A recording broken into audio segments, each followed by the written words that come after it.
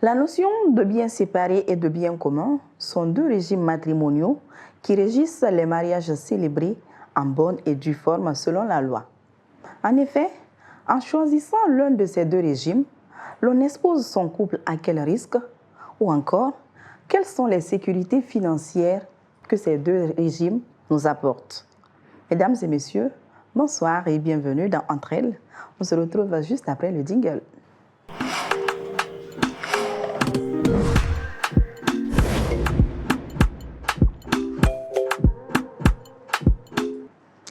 De retour sur le plateau d'Entre elles, bienvenue à tous dans ce énième numéro qui vous parvient tous les vendredis quand il est 21 h. Pendant 55 minutes, ma chic équipe et moi-même, nous vous tenons en haleine avec un thème vraiment qui ne dit pas son nom.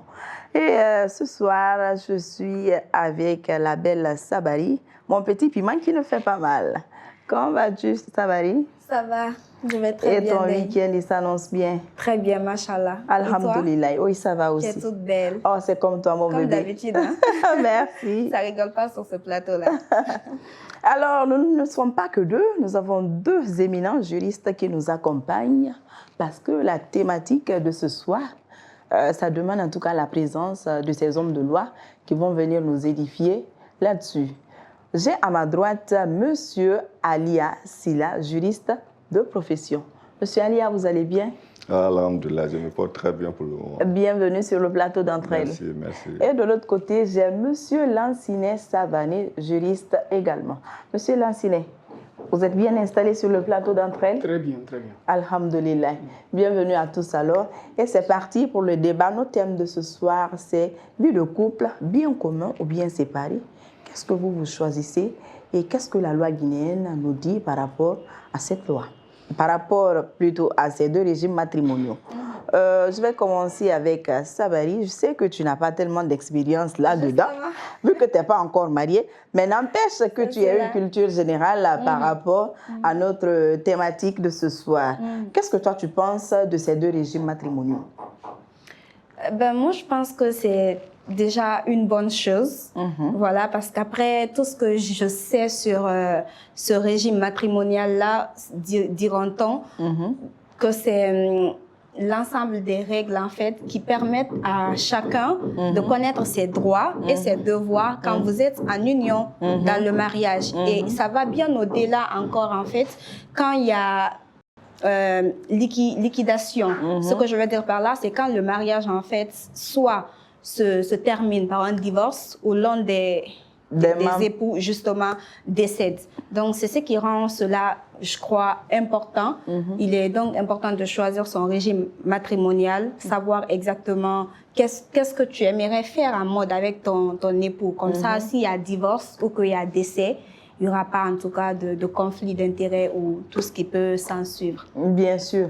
Je pense que le régime matrimonial, je l'ai dit dans mon intro, en fait, ce sont des règles sur lesquelles sont régis chaque mariage. Tu ne veux pas te marier aujourd'hui en Guinée sans pour autant choisir le régime matrimonial que tu veux. Et dans ce régime matrimonial, les deux que moi je connais, je crois que chez nous, il n'y a que deux. Même si ailleurs, on en voit jusqu'à 3, peut-être au-delà de 2 en tout cas. Okay. Chez nous, nous avons le régime sous la séparation des biens, c'est-à-dire, monsieur et toi, lorsque vous vous unissez, les acquis que vous aurez dans ce mariage, chacun a son propre compte, chacun a son propre argent et chacun gère ses biens comme il l'entend. Okay. Par contre, avec le régime de biens communs, les biens sont ici associés, sont rassemblés en quelque sorte. Ce qui est pour madame est pour monsieur, ce qui est pour monsieur est pour madame. Donc, vous rassemblez ici les acquis que vous avez, en tout cas les acquis, que ce soit financiers, les acquis matériels en quelque sorte. Vos acquis matériels du mariage, vous les rassemblez et c'est pour. On considère que vous ne formez qu'une seule et unique personne. Donc, en cas de séparation, là, je pense qu'on doit se rendre chez les hommes de loi pour ainsi faire... pour départager ses biens afin que chacun récupère son dû. Mais en ce qui concerne le mariage, la séparation des biens, là, chacun a son dû. Donc, même en cas de séparation, chacun s'en va avec ce qu'il a obtenu durant en tout cas la durée de votre mariage. Okay. Mais vu que nous sommes accompagnés sur le plateau par des spécialistes, je vais donner la parole à Monsieur Alia pour qu'il nous édifie un peu là-dessus avec les termes juridiques qui vont avec. Merci bien, madame, pour l'invitation. Vu que l'émission c'est entre elles, je ne sais pas si j'ai ma place ici. Vous avez votre place, bien évidemment. C'est pourquoi vous êtes confortablement installé là.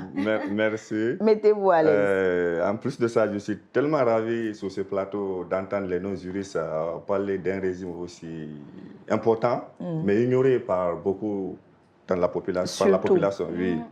Il y a une chose à préciser dans vos interventions. Il y a une différence entre contrat de mariage et acte de mariage. D'accord. Pour choisir votre régime matrimonial, c'est avant le mariage.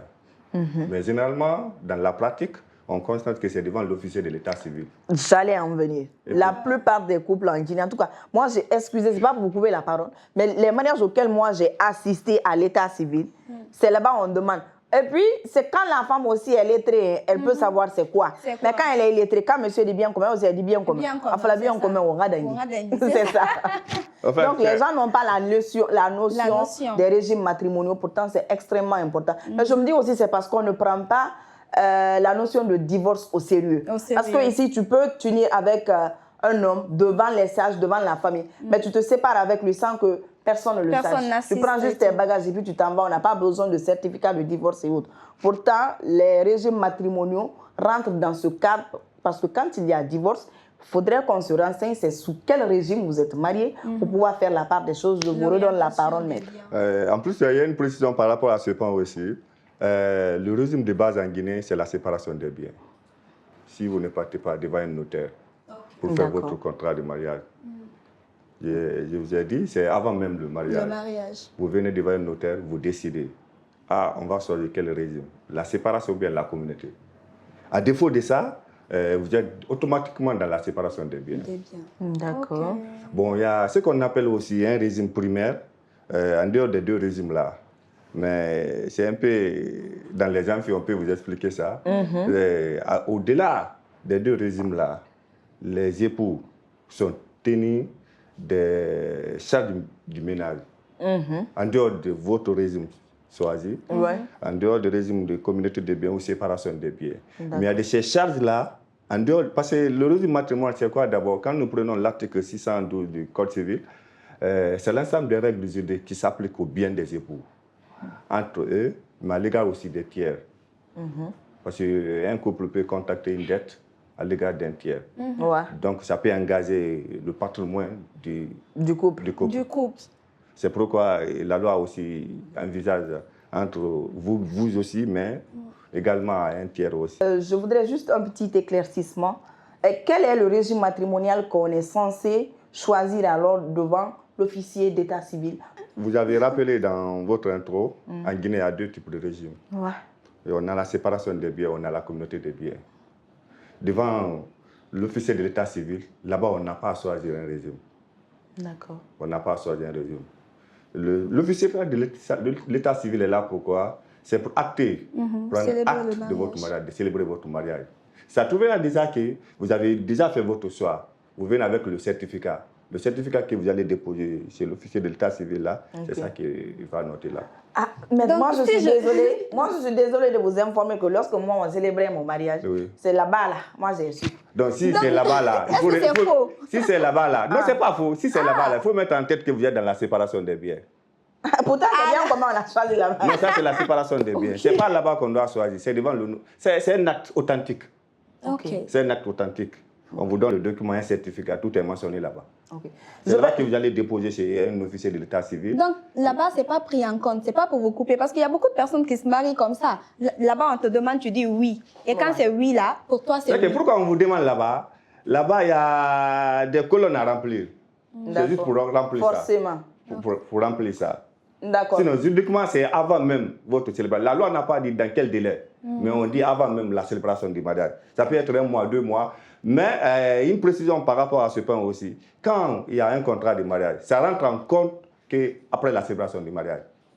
Après la séparation du mariage. La célébration du mariage. Après la célébration du mariage. Donc, vous venez, c'est-à-dire les futurs époux, vous venez à l'entretien, d'accord, on va choisir notre régime. Vous partez devant un notaire, vous prenez l'acte, c'est un acte authentique, fait devant un notaire. Ouais. Vous prenez l'acte là, on appelle certificat. Vous déposez. C'est ce que vous présentez à l'état civil. À l'état civil. Avant même le jour du mariage. D'accord. Ok, maître, on va revenir avec vous. Oui. Je passe la parole à... Je vais me tourner vers maître Lancinet. Monsieur Lancinet. Cette histoire de mettre la femme, c'est un problème dans le pays. Monsieur Lancinet Savani. Monsieur Lancinet Savani, la même question est valable pour vous aussi. Qu'est-ce que les lois guinéennes nous disent à propos de ces deux régimes matrimoniaux? Je commence d'abord par vous remercier pour l'opportunité accordée. Et permettez-moi aussi d'introduire à partir de l'affirmation de Portalis, qui a imaginé le mariage et ses effets qui nous amènent au régime matrimonial.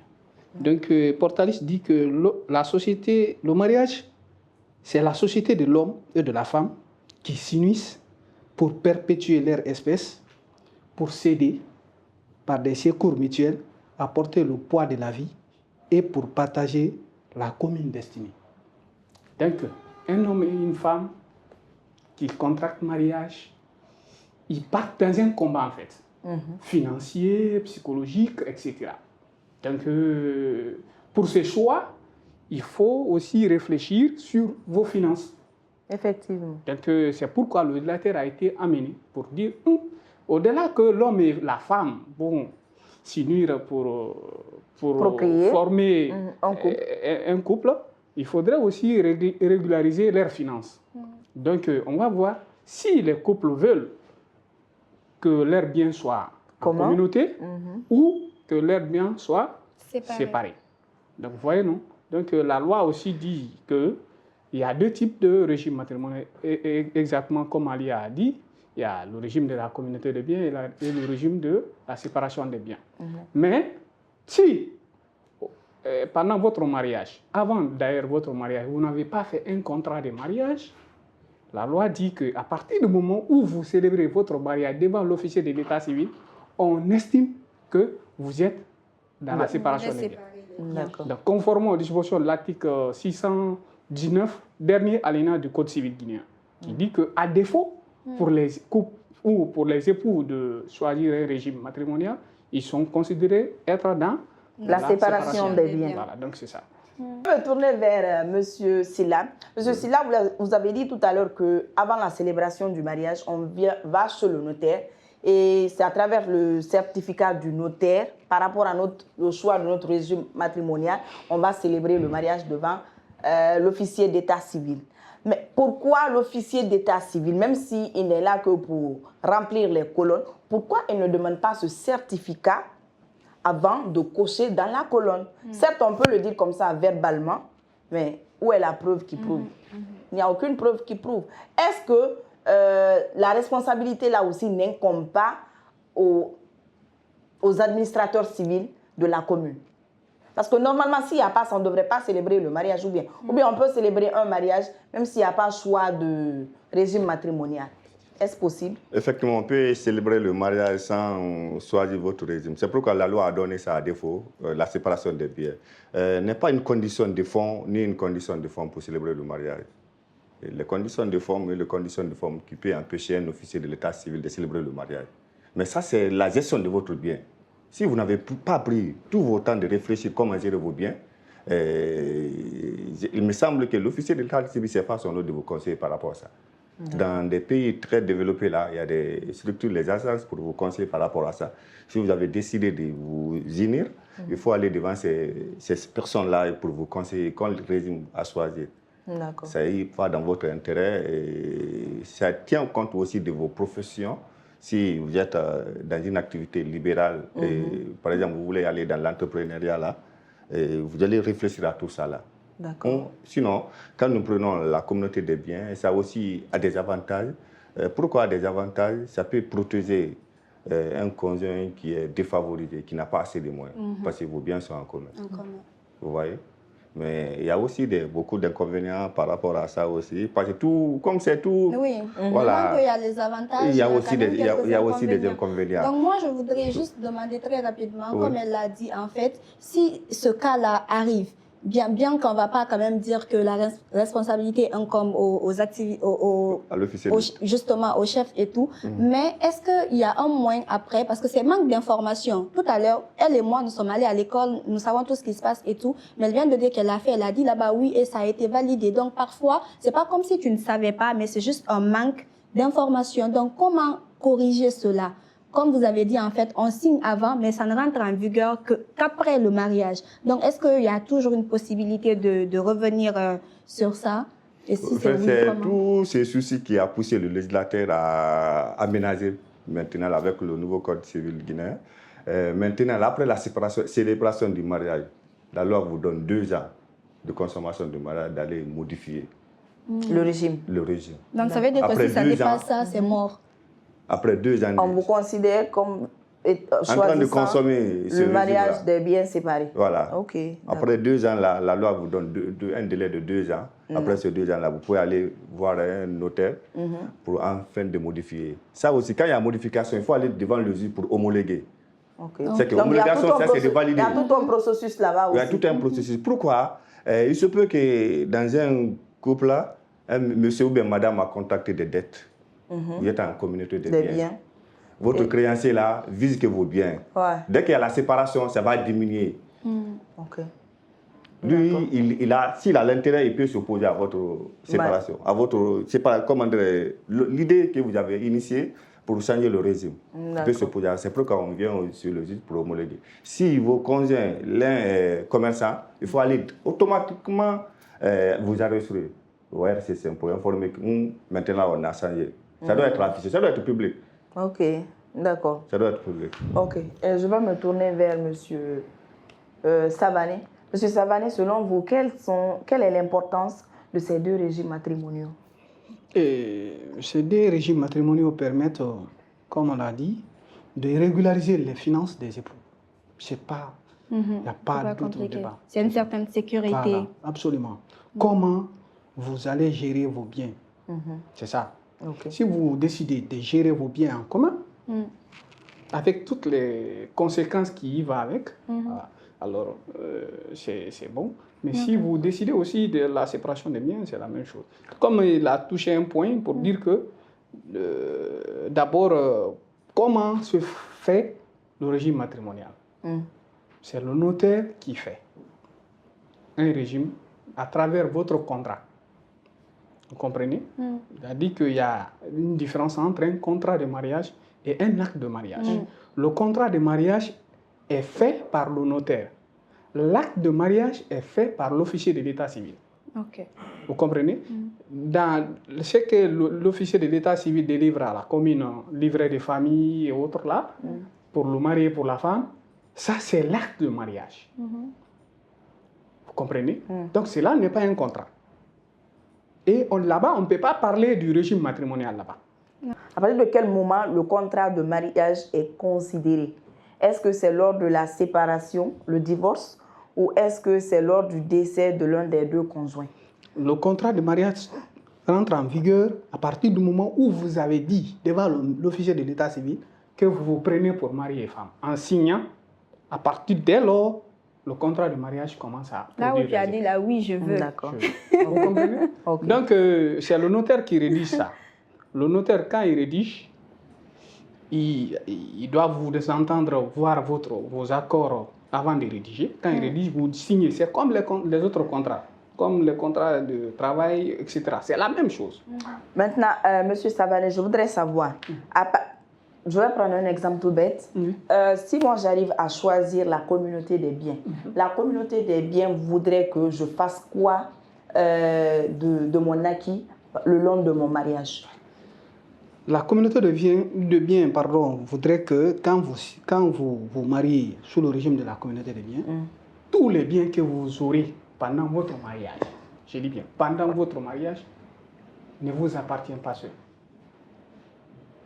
Et si j'enfreignais à la loi? Si vous enfreignez, votre mari peut agir. Il peut agir. Enfin, vous savez, mais si tu me permets, Sabari, vous savez, la femme a plein de ressources. Hein. Elle peut être capable de dire que, oui, nous sommes en communauté des biens. D'abord, quand nous sommes en communauté des biens, comment est-ce que ça doit fonctionner? Est-ce que c'est le salaire? Est-ce que c'est... Je ne sais pas. Comment ça fonctionne d'abord? Parce qu'il ne faudrait pas choisir la communauté des biens sans pour autant connaître comment est-ce que ça doit fonctionner. Comment ça fonctionne. Et si tu me permets peut-être pour enrichir après la réponse qu'il va donner, je vais donner cet exemple-là. Moi, j'ai vu l'expérience d'une amie en fait. Oui. Elle était sur le régime effectivement de communauté de biens avec son mari. Elle est très jeune, mais comme vous connaissez comment ça se passe, les jeunes filles, elles ont beaucoup de gains et tout, donc des opportunités de par-ci et de par-là. Donc quand ils se sont séparés récemment et tout, même le téléphone, le monsieur a repris. Les bijoux, tout ça. Donc moi, je veux savoir, est-ce qu'en fait, communauté des biens concerne en fait tout ce que tu as de façon personnelle? Je ne sais pas moi. Il faut nuancer. Je vais commencer par répondre à votre question parce que c'est une question très intéressante. Il faut nuancer. Ce n'est pas parce que vous êtes dans la communauté des biens que vous pouvez prendre n'importe quel objet de son conjoint. Vous comprenez? Il y a des effets personnels. Vous ne pouvez pas toucher à cela. Hein? Vous ne pouvez pas toucher, il y a des effets personnels que vous ne pouvez pas toucher. Mais à défaut, il s'attend que c'est ton argent qui a acheté, mais tu fais comment? Tu prends? Voilà. Mais en fonction de son caractère personnel, très personnel, parce que si vous voyez, chacun a des effets qui lui est personnel. Par exemple, les livres que vous achetez, les lunettes que vous portez. Non, même mon téléphone, même si c'est son argent, à partir du moment où en fait il l'a acheté, il te l'a offert, moi je pense qu'il n'a pas le droit de prendre ça. Ou bien c'est... Mais si, le téléphone aussi a une certaine valeur. En fait, tout ce qu'il a pu acheter de son argent pour toi, il peut le reprendre en cas de séparation lorsque c'est la communauté des biens. Mais je me dis aussi qu'à ce niveau, il y a problème. Parce que même si c'est son argent qu'il a acheté pour toi, c'est la communauté des biens. Donc quand il y a séparation des biens, forcément ça doit te révéler. C'est pourquoi je voudrais d'abord que vous répondiez à ma première question. Quand je choisis la communauté des biens, comment est-ce que ça fonctionne? Comment est-ce qu'on met nos biens là à disposition de tous? Voilà.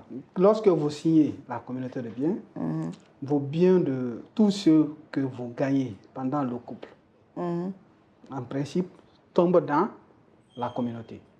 C'est-à-dire, quand vous gagnez, par exemple, 1 million pendant votre couple, en principe, ça vous appartient tous. Vous comprenez? Ça vous appartient tous. Donc, ce bien-là doit être déclaré entre époux. Mais la loi, c'est pourquoi pour ne pas qu'il y ait d'amalgame par rapport à cela, la loi a posé des conditions de gestion du bien commun. Voilà. Voyez-vous, non? Donc, ça c'est entre le mari et la femme. Ils décident comment ils vont gérer leurs biens. Vous comprenez? À défaut, le juge sera obligé d'intervenir. Donc, forcément, tout ce que tu as, tu dois le déclarer. Absolument. Même quand je sors tout à l'heure, quelqu'un me donne 1 million en cours de route. Quand je viens, je dois déclarer. Si vous êtes dans la communauté, vous déclarez. Si je ne déclare pas, il n'y a rien aussi. Vous avez violé. Mais comment est-ce que lui saura que j'ai violé? Ceci, voilà. C'est même pas. Il y a des traces. Justement. Monsieur Alia, je pense que je vais prendre le deuxième régime, la séparation des biens. Quand on décide de choisir la séparation des biens, comment est-ce que ça doit fonctionner entre monsieur et madame? En fait, la séparation des biens veut dire tout simplement les époux, chacun gère ses biens personnellement. Pas besoin de déclarer. Pas besoin de déclarer. Mais il y a de ces situations, si aucun des époux n'arrive pas à justifier, ça tombe dans l'indivision. Un exemple pour faciliter. Il y a une télévision chez vous. Lors de la séparation, on ne sait pas qui a payé la télé. Personne n'arrive à justifier. Donc vous vendez la télé, vous séparez le montant. 50-50. 50-50. C'est chic. Si personne n'arrive à justifier, ça tombe dans l'indivision. D'accord. Ça devient pour tout le monde. Je connais certaines femmes qui vont tout ramasser dans la maison. Donc maître, si je comprends bien, quand on décide de choisir la séparation des biens, quand je dois acheter ne serait-ce qu'un seul bic, je dois garder la facture. Il faut garder la facture. Il faut garder la facture. Okay. En plus de ça, j'avais rappelé à l'antenne, même si vous êtes dans la séparation des biens, si madame prend l'argent pour investir dans l'éducation de vos enfants, ou bien prendre l'argent pour vos ménages, payer les locations et autres, tout ça là quoi, même si vous êtes dans la séparation, vous allez payer ça ensemble. Vous devez lui ça rembourser. devient solidaire. Vous devez lui rembourser l'argent là. Non seulement vous allez le rembourser, s'il y a un créancier, le créancier doit vous poursuivre. Mais je dis pourquoi on ne respecte pas la loi là même en Guinée? Non, vraiment. Parce que j'imagine si on doit respecter la loi en Guinée, mais les femmes seront riches dans ce pays. Mais là-bas aussi, il y a une précision pour engager la responsabilité du mari, malgré la séparation des biens. Il faudrait que le montant soit en mesure de votre train de vie. Tu ne peux pas aller dans Serré pendant que monsieur gagne 1 million par mois, vous contactez un montant de 10 millions. Alors, attends, dans la séparation des biens, revenez sur cette partie. Je n'ai pas compris. Je dis la séparation des biens, chacun gère ses biens personnellement. Oui, on est d'accord jusque-là. On est d'accord jusque-là. Mais il y a ce qu'on appelle le régime primaire. Malgré que vous êtes dans la séparation des biens. Mais il y a les frais de scolarité, de ménage, de ménage et tout ça là. Ça incombe au monsieur. Non, ça devient vous devenez solidaire dans ça. Vous payez, vous deux? Vous payez, vous deux. 50-50. 50-50. Allez, maître, attends. Si attends d'abord, maître, on va mettre pause. Je ne suis pas d'accord. Pause. Parce que... Kabako. Non, si c'est ça, moi, je veux juste dire, en fait, que les femmes, en fait, qui dépensent à la maison, qui payent la dépense, par exemple, si, par exemple, un jour, il y a maintenant divorce, elles ne vont pas vouloir demander, en fait, l'homme de retourner ça. Moi, je pensais plutôt le contraire. Quand vous avez commencé à dire, quand il y a séparation de biens, quand vous vous séparez, en fait, tout ce que tu as dépensé, tu as la possibilité de lui demander de te rendre. Oui, c'est possible. C'est possible.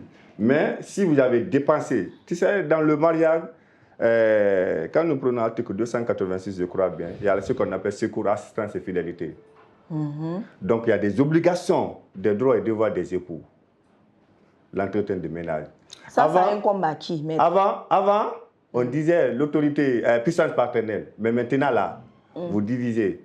Attends, c'est quand c'est la séparation des biens? Non, en dehors de tout ça, là. En dehors de tout ça, là. Chacun contribue en faculté de ses moyens. Oui, mais ce n'est pas obligatoire, maître. Non, je ne dis pas. Non, la loi recommande ainsi. Si vous êtes dans un foyer, monsieur gagne 50 000, madame gagne 50 000, vous donnez 25 000, 25 000. Si c'est la loi qui dit ça. C'est la loi qui dit. Actuellement, là, chacun paye en fonction de ses facultés contributives. D'accord. Il ne faut pas dire non, c'est monsieur qui gagne beaucoup d'argent, monsieur n'a qu'à payer. Ou bien non, moi je suis femme, c'est lui qui m'a épousé. Non. Vous êtes équitablement. Ça, c'est en dehors du choix du régime. En dehors du choix du régime. D'accord. Et si monsieur gagne 100, toi tu vends, c'est comment là-bas? Non, la loi a dit en fonction de votre faculté contributive. Si vous gagnez plus que le monsieur, moins que le monsieur. Quand on veut relativiser un peu, maître, vous savez, quel qu'en soit PDX, la femme, elle dépense toujours dans son ménage. En fait, qu'on lui dise ou pas, mais il ne faudrait juste pas l'obliger à le faire. Ah, c'est là-bas où je ne suis pas d'accord. Parce que de toutes les façons, c'est l'homme qui porte le pantalon, c'est l'homme qui porte la ceinture. Avant, on estimait que c'est monsieur seulement qui doit payer la dépense. Oui. La loi est venue maintenant pour dire quoi? C'est juste formel. Oui. Mais quand on regarde dans le fond, autant monsieur paye la dépense, autant madame aussi paye la dépense. C'est clair. Parce que vous n'êtes pas sans savoir qu'aujourd'hui, même quand tu donnes 50 000 à une femme, forcément, il va falloir qu'elle résout ne serait-ce que 10 000 ou 5 000 sur la dépense. Ça, c'est en fonction de ce qu'elle a, de ce qu'elle peut augmenter. La loi est même allée plus loin. Vous pouvez actionner votre mari à vous rembourser. Vous engagez une action judiciaire contre le mari. Si vous avez fait des dépenses, le mari reste intact. Mais en sachant que le monsieur il a les moyens, mais il refuse de faire. D'accord. Ok, maître, on va aller pas à pas.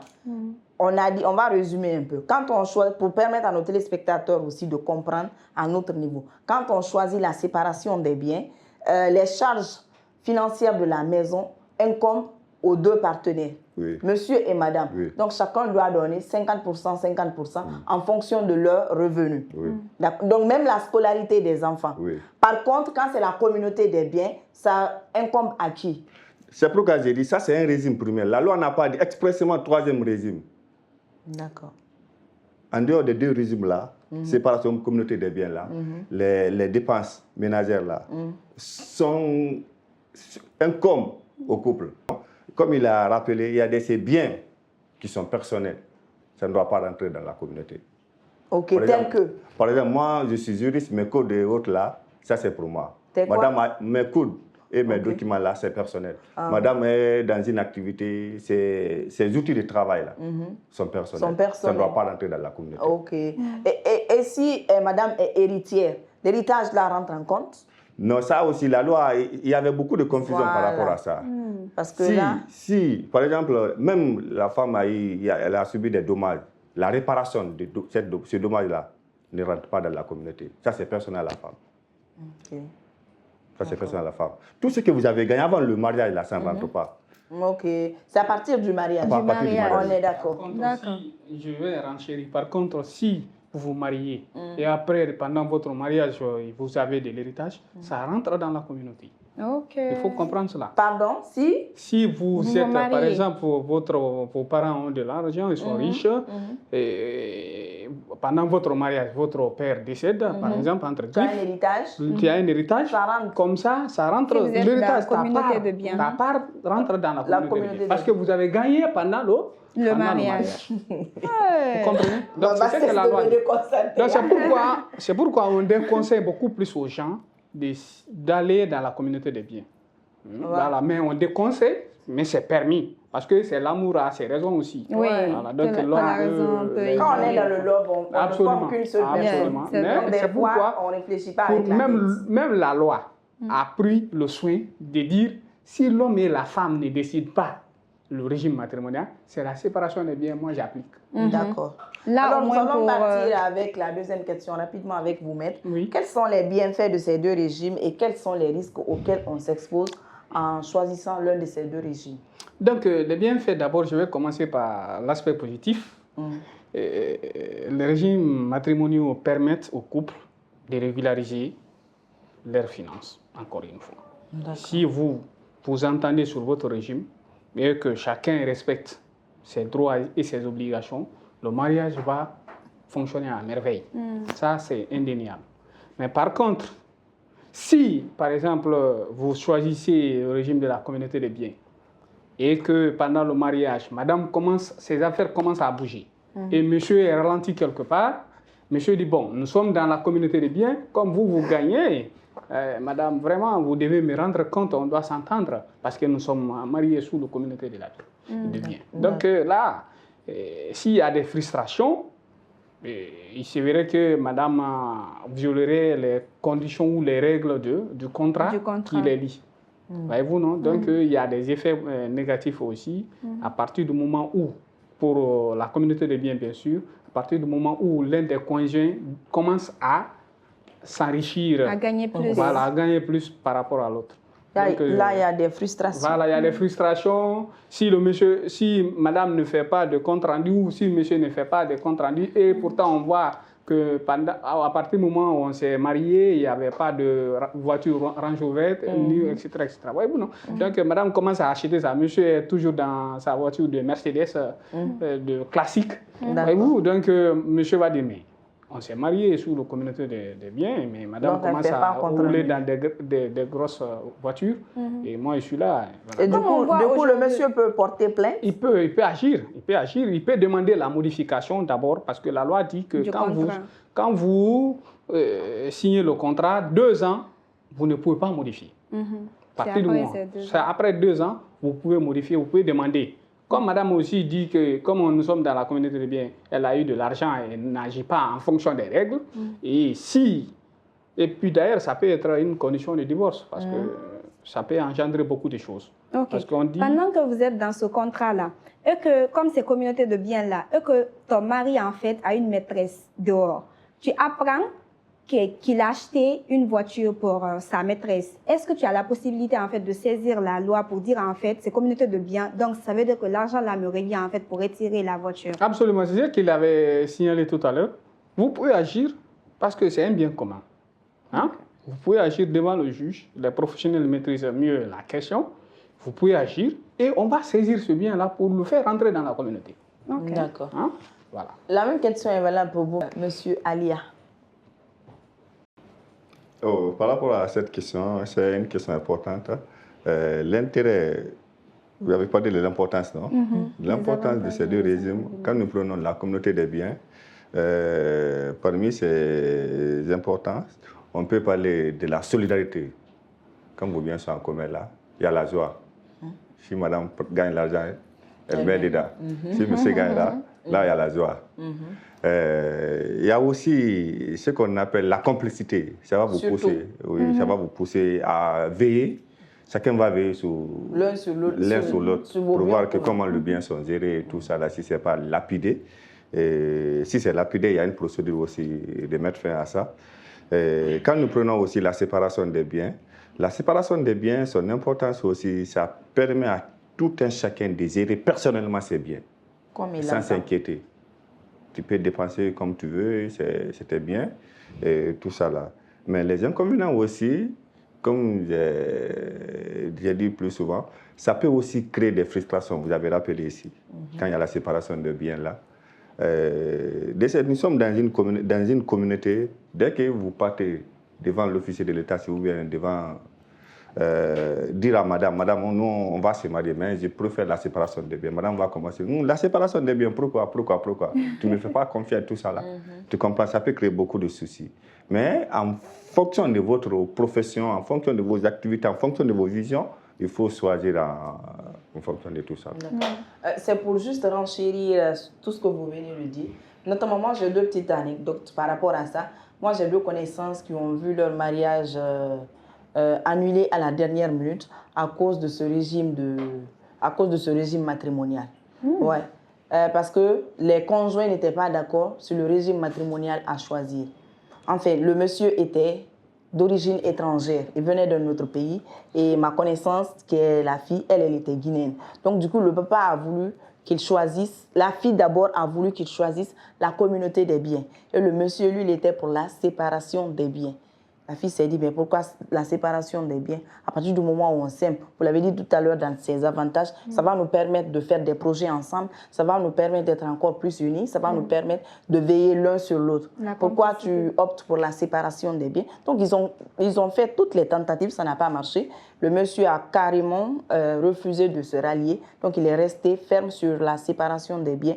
Et en fin de compte, le papa aussi a dit qu'il ne pouvait pas donner sa fille à quelqu'un qui, bien avant le mariage d'abord, ne pense qu'à ses propres intérêts, que donc c'est un égocentrique. Donc du coup, le mariage a été annulé. Wow. Ça, c'était pour une connaissance très très proche. Le deuxième cas, c'est une autre amie aussi qui s'est vu son mariage annulé à la dernière minute à cause de ça, parce que le monsieur aussi était étranger, c'était un Béninois. Et elle était guinéenne. Et là aussi, le même scénario, le papa aussi étant lettré jusqu'à un stade, parce que je vais revenir là-dessus. La première qui est une parente très proche, elle, son papa était aussi étranger, qui est venu épouser sa maman qui est guinéenne.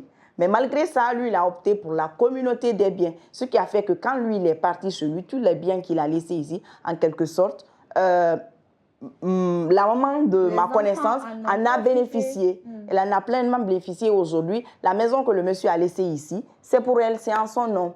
Et donc, du coup, le monsieur s'est mis dans ce même scénario pour se dire que si lui, il opte pour la séparation des biens, c'est que le jour où il va décider de partir, ma fille va se retrouver sans rien. Bon, c'est ma propre analyse de la situation. Non, ça, c'est une bonne analyse. Oui. Voilà, mais donc, comme nous sommes entre elles, mais il faut dire que ce n'est pas la nullité du mariage, mais ça empêche le mariage de célébrer. C'est qu'il y a une différence entre nullité du mariage et empêchement de... En fait, le mariage n'a même pas été célébré. Voilà, donc ça n'a pas été annulé. Ah, ok, j'ai dit annulé. Hein. Oui, non, le mariage n'a même pas été... Le mariage n'a pas été célébré carrément dans les 2 cas. Donc, le deuxième cas de figure aussi, c'était la même chose. C'est pourquoi il est important d'informer la population par rapport à ses avantages et ses inconvénients. Oui, effectivement. Il faut pas aller... C'est à la veille. C'est à la veille ils ont commencé ces discussions. Et c'est à la veille. Je vous dis que les dates même étaient fixées. La cérémonie de dot, moi j'étais parmi les dames d'honneur. La cérémonie de dot, on avait cousu nos tenues, tout et tout. La cérémonie de dot était prévue dans 2 jours. Et le mariage a été...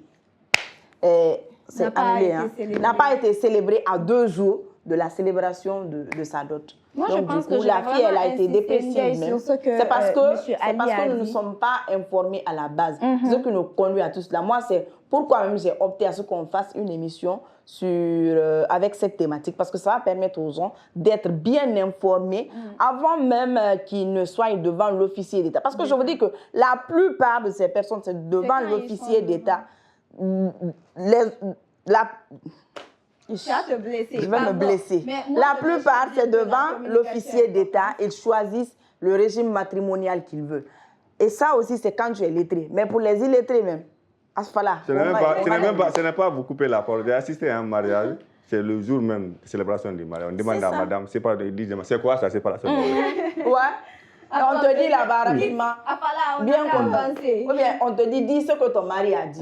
Pourtant, vous n'avez pas les mêmes convictions, vous n'avez pas les mêmes objectifs, vous n'avez pas les mêmes intérêts. Et s'il se trouve même que le mari là veut être polygame à la longue, on n'a pas touché ce point-là. Voilà, pour les hommes polygames, c'est quel régime matrimonial? Quand on veut s'engager dans un foyer polygame, c'est quel régime matrimonial qui nous est adapté?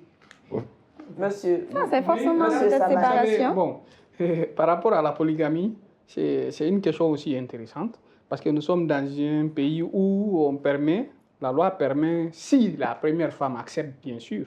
C'est ce que la loi dit, hein, mais ce qui se passe dans la pratique, je ne parle pas. On ne demande même pas. Voilà, mais la loi dit que si un homme et une femme décident de se marier, devant l'officier de l'état civil doit demander est-ce que la femme opte pour la polygamie ou la monogamie.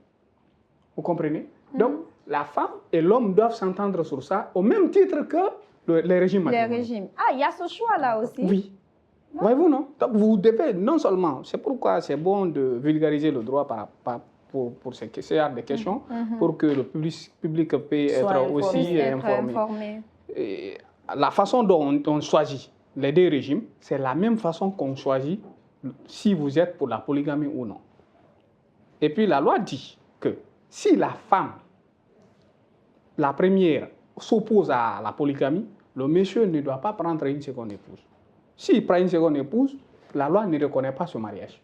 Et tu peux même le poursuivre. Donc c'est un mariage nul. C'est un mariage aux yeux de la loi, c'est pas valable. D'accord. Donc dans ce genre de situation, c'est la séparation des biens qui est recommandée. Non, voilà. On conseille aux époux de choisir la séparation des biens dans le cadre de toutes les façons, quand on est polygame, il n'y a pas plus à faire de communauté des biens. C'est obligatoirement. Si vous voulez, vous choisissez. Si vous ne voulez pas, c'est la même chose. Hein. Si vous voulez, vous choisissez. Si vous ne voulez pas, vous ne choisissez pas. D'accord. Hein? C'est la même chose. Alors, pour clore le débat, en tant que juriste professionnel que vous êtes, quel est le régime que vous conseillez à ces futurs mariés qui nous regardent ce soir? On va commencer avec M. Silla. Merci bien. Là, c'est une question personnelle. Et c'est pourquoi j'ai dit souvent, je ne peux pas dire forcément il faut choisir ce régime-là. Il faut toujours choisir le régime en fonction de tes professions, en fonction de tes convictions. Donc, il n'y a pas un régime parfait, il n'y a pas un mauvais régime. Ça dépend de votre conviction, ça dépend de votre vision. D'accord. Monsieur Savani. Le souci de la loi, c'est le bien-être du couple. Vous comprenez? Les deux régimes ont été imaginés pour qu'on puisse mettre de l'ordre entre les couples. Voilà, absolument. Donc, il n'y a pas, comme il a si bien dit, il n'y a pas un mauvais régime. Mais c'est que, au regard de nos droits et nos coutumes et nos réalités, ce qu'on conseille, c'est la séparation des biens. Parce que dans ce cadre-là, chacun peut gérer ses biens. C'est bien. Et s'il a envie de donner quelque chose à son époux ou à son épouse, il le fait. Et moi, je pense d'ailleurs que cela n'exclut pas en fait le fait que vous pouvez travailler ensemble, que ça puisse en tout cas inclure une certaine complicité. Tant que vous le voulez, en fait, si monsieur a un projet de vente de véhicules, tu t'associes, vous faites, mais après, en fait, pour une certaine sécurité, vous mettez les biens sur chacun dans son compte. Surtout que dans la séparation des biens, comme il a dit, il y a un régime primaire. Le régime primaire, c'est le régime réduit aux acquis. Ça veut dire quoi? Le régime primaire veut dire vous êtes à peu près dans une partie de la communauté quand vous êtes dans la séparation des biens. Vous comprenez? Et les biens, les charges primaires de la maison, par exemple l'éducation, l'alimentation, etc., etc., vous êtes, si la dame a des revenus, elle est obligée. Parce que pourquoi on fait ça? On prône chaque jour l'égalité entre l'homme et la femme. Voyez-vous, non? Donc, voilà. On aime bien l'égalité, mais quand il s'agit de dépenser notre propre argent, quand il y a des dépenses aussi, on doit faire face. Pour ne pas dire que voilà, nous sommes dans une société patriarcale, c'est l'homme seulement qu'on considère. D'ailleurs, l'autorité parentale, l'homme et la femme l'exercent ensemble. Ensemble, ça c'est vrai. Voilà. Donc, il n'y a pas de discrimination au sein du couple au regard de la loi. D'accord. Nos réalités, c'est autre chose. Donc maintenant, je peux me prononcer. Je reste sur ma position. Séparation des biens. Les juges ont fini de parler. Ah bon entendeur, salut. Je pense que nous allons clore cette première partie et partir rapidement avec nos différentes rubriques, notamment la rubrique Confession intime, juste après le jingle. Attends.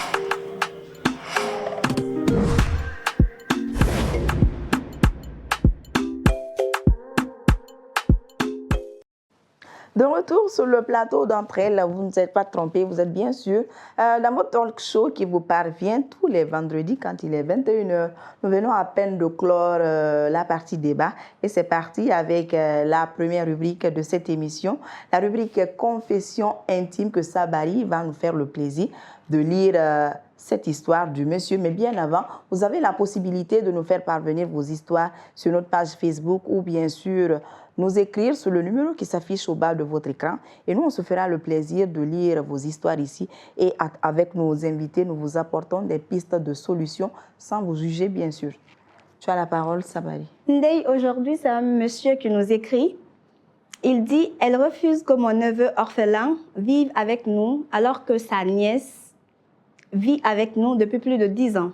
Elle demande le divorce alors que tous mes biens sont en son nom. Que faire, s'il vous plaît ?» En tout cas, la régie a bien fait de choisir cette histoire parce que nous avons les professionnels ici qui vont lui apporter les conseils dont elle a besoin. Je ne parle même pas aujourd'hui. Mes chers juristes, à vous la parole.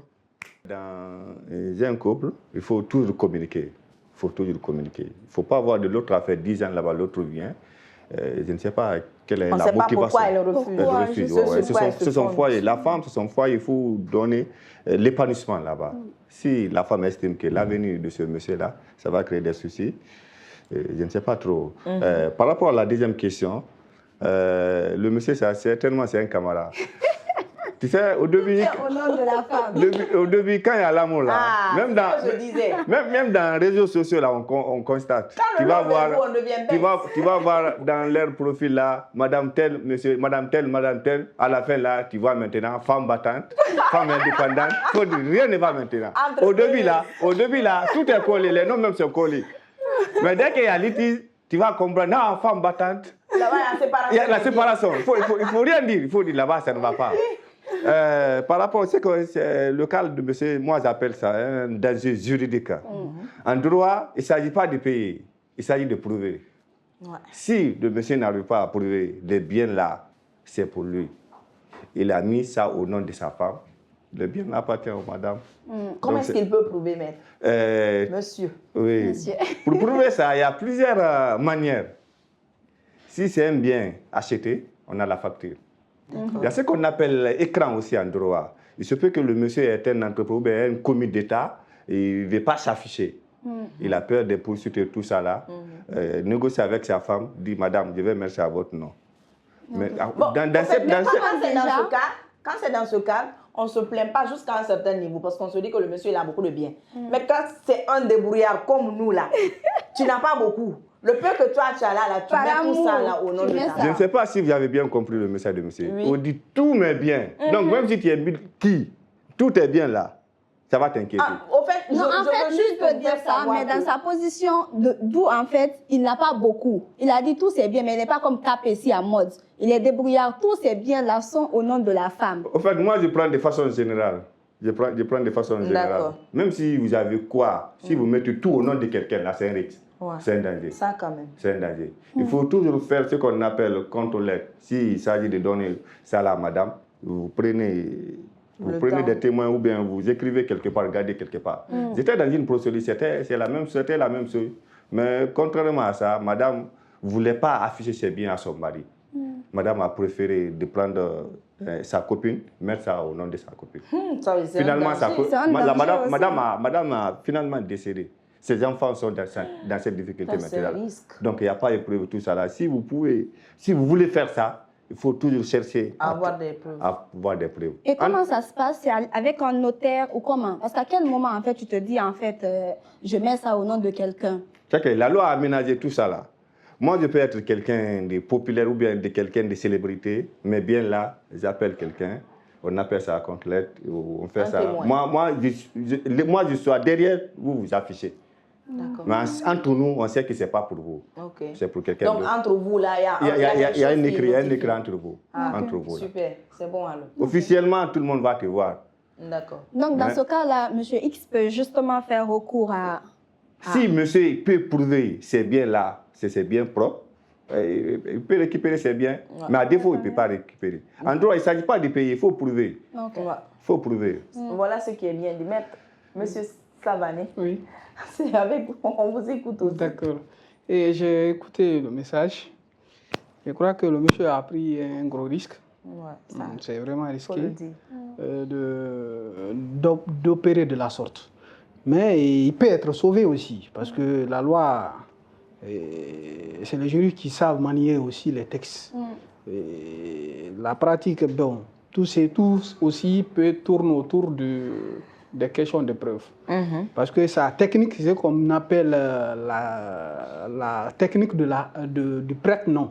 C'est-à-dire, moi, je prête votre nom pour mettre sur mon acte authentique. Vous comprenez? Parce qu'on est mariés. Et alors, je ne vais pas m'afficher. Là, je mets votre nom. Mais il faudrait qu'il y ait un acte entre nous pour dire, bon, j'ai sous-signé, monsieur tel, avoir mis le nom de ma femme au titre de la propriété de tel bien, pour des raisons telles. D'accord.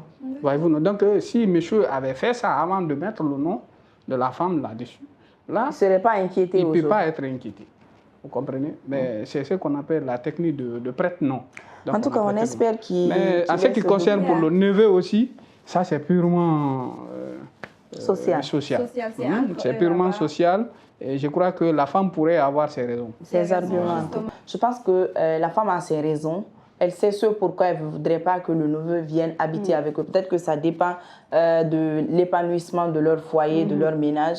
Enfin, c'est elle qui connaît les raisons.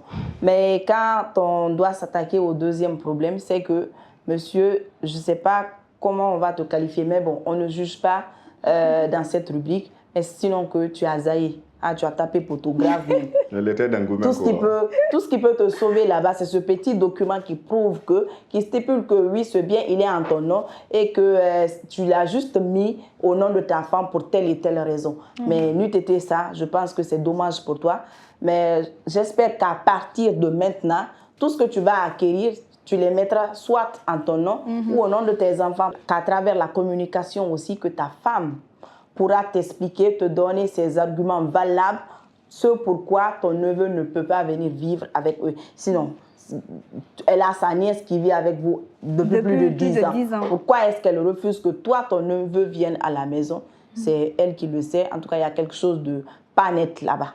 Et en ce qui concerne les régimes matrimoniaux, moi, je pense que les chers juristes l'ont dit, chacun a sa conviction, chacun a son choix dans la vie. Il faut choisir le régime matrimonial qui va avec ta personnalité, qui va avec tes visions, qui va avec tes objectifs. Parce que nous rentrons aussi dans les mariages, nous avons des objectifs différents. D'autres rentrent dans les mariages, c'est juste pour se remplir les poches. D'autres rentrent dans les mariages, c'est juste pour avoir enfant. Dès que j'ai enfant, c'est moi, mon mariage a réussi. Chacun a sa manière d'expliquer la réussite de son mariage. Donc, faites les choix en fonction de ce que vous voulez, en fonction de ce que vous prônez, en fonction de vos principes. Ça y va dans votre intérêt. Et nous allons partir rapidement avec le tout est permis, mon bébé que j'aime déjà, la rubrique que j'adore.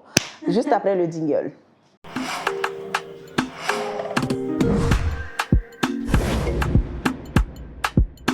Rapidement, c'est la dernière partie d'entre elles de ce soir. Sabari va revenir encore sur nos petites thématiques du tout est permis. Rapidement. Le tout est permis de ce soir, c'est le sexe au premier rendez-vous. Qu'en pensez-vous? Lance-toi. Et on te suit. Vraiment, oui. J'ai pas d'expérience de ce genre, donc moi je dirais non, jamais. Et pourquoi? C'est pas possible. En une minute? Parce que, il faut déjà apprendre à connaître la personne en fait avant de vouloir se lancer dans une telle aventure. C'est quelque chose de très risqué. Le corps est sensible, surtout le corps de la femme. Donc, et surtout sacré. Jamais. Rapidement, La question Monsieur Sylla. concerne aussi. Oui, bien sûr, ça concerne tous ceux qui sont sur le plateau. J'espère que les caméras, ceux qui sont derrière les caméras sont coupées. J'espère que les caméras sont coupées. Ne vous inquiétez pas, les enfants sont allés dormir. En fait, ça aussi, ça va au-delà de mes côtés juristes. C'est purement personnel, c'est une conviction. Moi, je préfère au premier rendez-vous. Au premier rendez-vous, pourquoi? Parce que moi, je ne demande jamais le numéro d'une fille, d'une femme ou bien de quelqu'un si je ne suis pas intéressé. Donc, si on est intéressé, là, le début, là, tout est là. Donc, je préfère le premier rendez-vous. Ça peut déterminer aussi notre avenir. Ah, maître, c'est que tu es... Si le premier rendez-vous est OK là, le lendemain même, c'est moi qui l'appelle. Ça sera mieux. Mais si le premier rendez-vous passe, je ne t'appelle pas une fois, il ne faut pas dire lui, il me juste qu'il m'a laissé. Ça veut dire que le premier rendez-vous n'a pas marché. Si le premier rendez-vous est déterminant, moi, je préfère le premier rendez-vous. Maître, tu es un vrai. Non, mais est-ce que ça, après, c'est pas abus de confiance? Parce qu'en fait, il vient de dire si le premier rendez-vous n'a pas marché et si il se trouve que tu as tenté la fille, en fait, et qu'après, en fait, ça n'a pas marché, mais tu la laisses tomber, c'est quand même manque de confiance. Parce qu'il y a certaines femmes, non, s'il vous plaît, il y a certaines femmes, en fait, qui ne veulent pas faire ça, mais peut-être par amour aussi. Ils veulent se rassurer, elle plutôt, veut se dire, en fait, bah, il faut que je lui... Est-ce que c'est juste pour le sexe? Justement. C'est ça que je dis. Peut-être la personne va penser que c'était pour le sexe, mais être en relation, il faut aller avec des conséquences. Il faut aller avec les conséquences. Quand je dis avec les conséquences, ce n'est pas seulement de demander donne-moi ça. Il y a beaucoup, ça fait partie aussi de la vie. En tout cas, moi, j'aurais bien voulu qu'à côté de l'essai de ce soir, qu'après que vous ayez juste un peu la peine, que vous vous mettiez à sa place, comme si c'était une petite sœur à vous, que vous vous mettiez à sa place et que vous l'amenez juste peut-être un texto ou peut-être un appel pour qu'elle soit clarifiée sur ce qui n'a pas marché. Sinon, après, on se dit dans la tête que bon, c'était juste pour le sexe, c'était juste le coup. Donc, c'est généralement la personne... Mais après, c'est votre conviction, hein, ça n'engage que vous. Personnellement, comment dire, généralement, la personne va passer ainsi, mais quand tu dois être avec quelqu'un, nous, on sait que le temps est cher. Donc, pour donner ton temps à quelqu'un, il faudrait que ça soit quelqu'un. Il ne faudrait pas aussi quelqu'un qui ne... Voilà, s'il n'y a pas tout ça là. Non, maître est homme, il est homme. Non, je suis d'accord. Le plateau là même est pimenté en même temps. Monsieur Savané. Oui. C'est une question qui touche un peu à l'intimité des couples. Mais moi, je dirais que nous sommes dans une société bien élevée. Ouais. D'accord. Si une femme vient croiser un homme, la femme ne doit pas cracher le morceau à la première rencontre. Ça détermine déjà votre faiblesse, ça détermine votre éducation et tout ce qui va avec. Donc, je ne conseille à aucune femme de se donner à un homme au premier rendez-vous. Nous, les hommes, quand on les fait, on dit, mais finalement, elle est facile. Voilà. Donc, les femmes doivent beaucoup... Ça fait mal aux hommes, ça fait mal aux hommes, mais vous devez beaucoup veiller sur ça parce que c'est ce qui fait votre force et le respect qu'on doit à vos égards. Absolument. Moi, j'adore l'émission d'aujourd'hui, j'adore ce plateau. Demandez-moi pourquoi. Parce que par là, lui dit non. Il dit oui. On n'a même pas eu besoin de leur demander. Voilà le choc entre les deux. Donc, du coup, j'ai trop aimé l'émission de ce soir. Cela n'engage que moi. Cela n'engage que moi. Mais je suis d'avis que M. Savané, je pense que le corps humain, le corps de la femme surtout est très sacré. Donc, se donner au premier rendez-vous, je me dis que finalement, si pourquoi le monsieur doit courir derrière toi, il te le lui donne au premier rendez-vous, c'est que ça n'a plus de sens. Parce que quand moi je mets en couple avec quelqu'un, c'est parce que c'est de savoir d'abord, est-ce que nous avons les mêmes objectifs? Est-ce que nous avons les mêmes convictions? Donc, si je vois que oui, ça peut matcher entre nous, il n'y a pas de problème. Mais ce n'est pas en une soirée que je pourrais découvrir quelle est la personnalité de cet homme, quelle est la mentalité de cet homme. Parce que moi, avant que je me donne à quelqu'un, je voudrais être rassurée de tous ces aspects. Quand j'ai la connaissance de tous ces aspects et que ça va avec moi, mes principes, il n'y a pas de problème. Tu n'as même pas besoin de demander, ça vient tout naturellement. Mais après, chacun est propriétaire et ambassadeur de son corps. Tu fais de ton corps ce que tu veux. Tu donnes pas, c'est ton problème, ma chérie, mon chéri. On se reprend vendredi prochain avec d'autres invités, avec une autre thématique et avec de nouveaux téléspectateurs, bien sûr, parce qu'on voudrait que ça augmente. Bye bye, bisous. Bisous.